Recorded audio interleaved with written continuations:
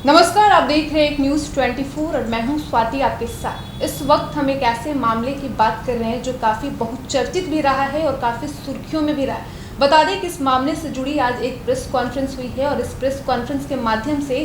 काफ़ी खुलासा भी हुआ है। इस वक्त हमारे साथ मौजूद है मेरी को एंकर प्रेरणा। तो चलिए हम जानते हैं इस मामले पर प्रेरणा से विस्तार से। तो प्रेरणा, जो ये मामला है बिहार के पूर्व आईएएस अधिकारी संजीव हंस और आरजेडी के पूर्व विधायक गुलाब यादव के खिलाफ एक महिला अधिवक्ता से कथित तौर पर रेप करने और जान से मारने की धमकी देने के खिलाफ जो मामला दर्ज किया गया है, आप इसको किस तरह देखती हैं? देखिए स्वाति, ऐसा है कि ये मामला जो है वैसे तो काफ़ी पुराना है और इस मामले में जो पीड़िता है उसके तरफ से केस भी दर्ज किया गया था। हालांकि ये मामला जो है काफ़ी लंबे समय से चल रहा है, लेकिन बताएं कि इस मामले पर आज ही प्रेस कॉन्फ्रेंस का आयोजन किया गया था पीड़िता की तरफ से और उसमें बहुत सारे खुलासे भी किए थे। यहाँ पर साफ तौर पर आरोप है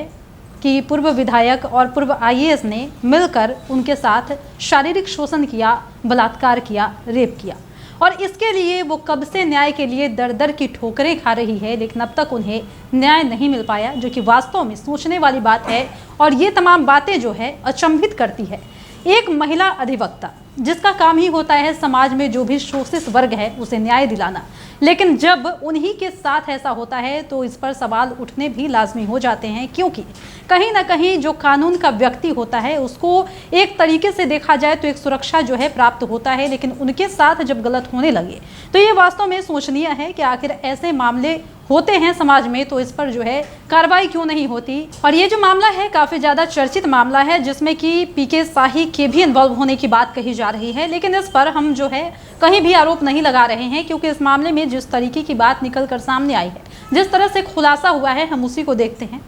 तो जैसा कि स्वाति आपको पता है कि ये मामला जो है काफ़ी ज़्यादा सुर्खियों में रहने वाला मामला है। तो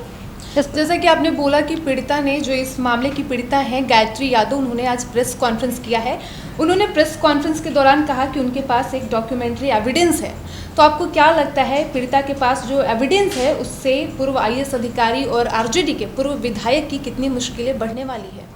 देखिए, ऐसे कहा जाए तो डॉक्यूमेंट्री एविडेंस की जहाँ तक बात है, ये बात सच है, क्योंकि पीड़िता के माध्यम से ही हमें जो ये कागजात आप देख रही हैं जो इस वक्त हमारे सामने हैं, ये पीड़िता के माध्यम से ही हमारे पास पहुँचवाया गया है।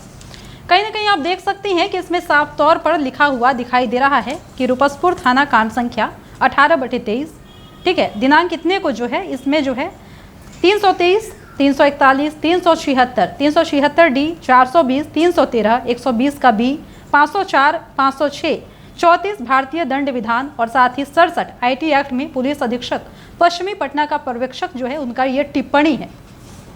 देखिए, हम आपको समझाते हैं कि अगर हम बात करते हैं यहाँ पर 66A की, तो यहाँ आप साफ तौर पर देख सकते हैं कि सूचना प्रौद्योगिकी अधिनियम 2000 की धारा 66A ने किसी भी व्यक्ति के लिए कंप्यूटर या किसी अन्य इलेक्ट्रॉनिक उपकरण का उपयोग करके आपत्तिजनक जानकारी भेजना या फिर दंडनीय अपराध इसको बनाया गया है। इस प्रावधान ने किसी व्यक्ति के लिए ऐसी जानकारी भेजना दंडनीय बना दिया है जिसे निषेध मानते हैं। दरअसल ये जो तमाम धाराएं लगाई गई है उसका ये डिस्क्रिप्शन है जो हमने अपने सामने रखा है। देखिए, ये आईपीसी की धारा 376 की डी है जो यौन उत्पीड़न के मामले में बहुत कुछ बताती है, दुष्कर्म से जुड़ी हुई चीज़ों को बताती है, किस तरीके से इसमें जो है कार्रवाई होती है। हमारे पास धारा यहाँ पर 376 है जिसके तहत हुई बलात्कार में किस तरह से सज़ा होती है, कितने समय तक सज़ा होती है और क्या कुछ मामला होता है, क्या सर्कमस्टांसेज होते हैं जिसके बाद ये सज़ा होती है। ये जो है तमाम बातें यहाँ पर दिखाई गई है।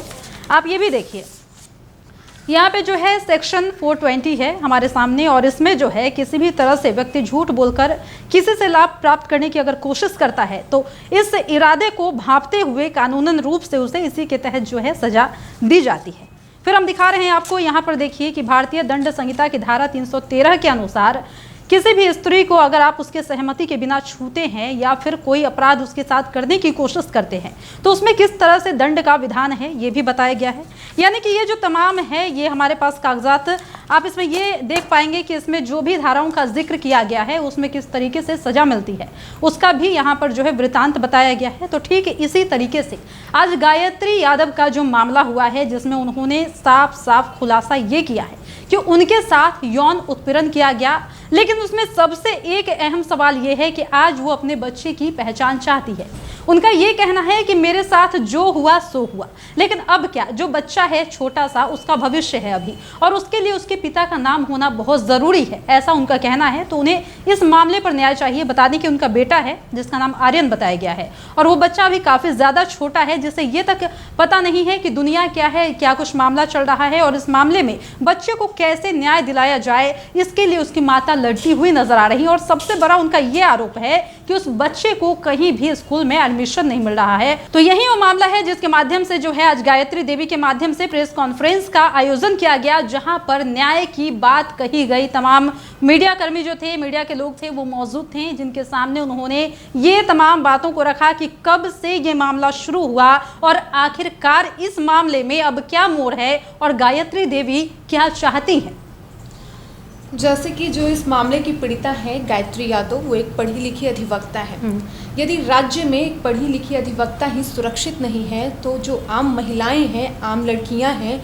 उनका क्या हाल होगा इस राज्य में। देखिए स्वाति, ऐसा है कि रेप का केस जो है अभी के वक्त में एक संगीन जुर्म है। अभी के वक्त में क्या, आज से नहीं, बहुत पहले से हम बात करते हैं तो रेप जैसे घिनौनी घटना को जो भी अंजाम देता है उसके लिए एक सजा का प्रावधान है। रेप की घटनाओं की बात करें तो पूरे विश्व में 1 से 2% ही ऐसी महिलाएं हैं जो इस मामले में प्राथमिकी दर्ज कराने के लिए, इस मसले पर लड़ने के लिए, अपने अधिकार को पाने के लिए आगे आती है। लेकिन इस मामले में भी अगर कार्रवाई में इतनी ढील हो जाएगी तो स्वाभाविक बात है कि जो समाज की उस वर्ग की महिला है जो समाज में लड़ सकती है, आखिर उस महिला को ही न्याय नहीं मिल रहा है तो हम आम महिलाओं का बात ही क्या कर सकते हैं। ये तो समझने वाली बात है, क्योंकि महिलाओं की सुरक्षा की बात करते हैं तो आज महिला थाना है, महिला आयोग है, जैसी तमाम जो संस्थाएं हैं वो काम कर रही हैं। लेकिन बावजूद इसके समाज में महिलाओं की दयनीय स्थिति है, ये तो आप भी समझ पा रही होंगी, क्योंकि ये जो महिला है गायत्री यादव, ये इलाहाबाद हाई कोर्ट में एडवोकेट है। तो जेन्युइन सी बात है कि जब एक अधिवक्ता के साथ ऐसा हो रहा हो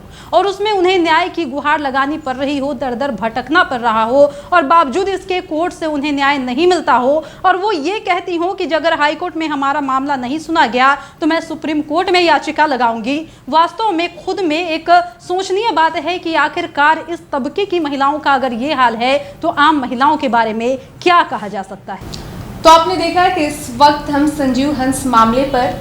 हम अपने को एंकर के साथ जुड़े हुए थे और हमने कई सवाल किए और इन्होंने बखूबी विस्तार पूर्वक सभी सवालों के जवाब दिए। हालांकि अब देखना दिलचस्प ये होगा कि इस मामले में राज्य सरकार तथा न्यायालय क्या कार्रवाई करती है। फिलहाल इस वक्त की खबर में इतना ही, और ऐसे ही तमाम खबरों के लिए बने रहिए हमारे साथ। धन्यवाद।